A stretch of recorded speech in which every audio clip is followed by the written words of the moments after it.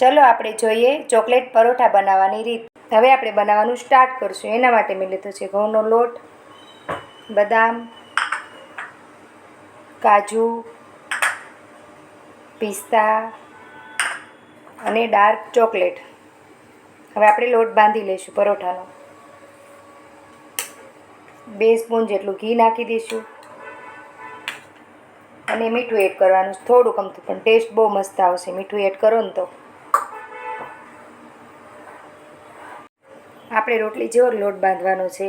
અને જો છોકરાને રોટલી નથી ભાવતી પણ તમે ચોકલેટવાળા પરોઠા બનાવશો તો એને મજા આવી જશે ખાવાની. હવે આપણે થોડુંક અમથું ઘી લગાવી દઈશું અને એને 5 મિનિટ આપણે એને રેસ્ટ આપવાનો છે.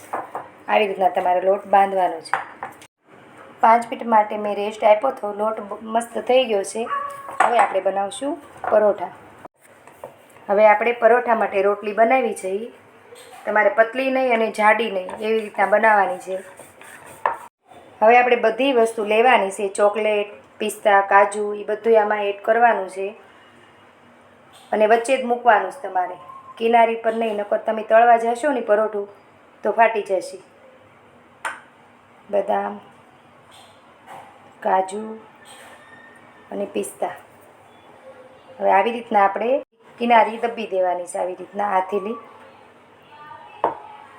ડિઝાઇન પાડવા માટે કાંટાવાળી સ્પૂન લઈ લીધી છે. આપણે ડિઝાઇન પાડી દઈશું એટલે છોકરાને જોવાય ગમે અને ખાવાય ગમે.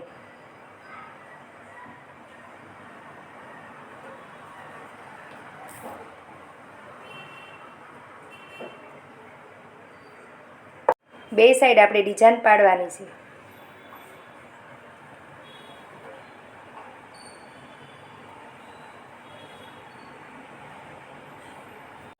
મેં આવી રીતના 3 પરોઠા ભરી લીધા છે. હવે આપણે એને ઘીમાં શેકી નાખવાના છે અને બ્રાઉન અને ક્રિસ્પી થવા દેવાના છે.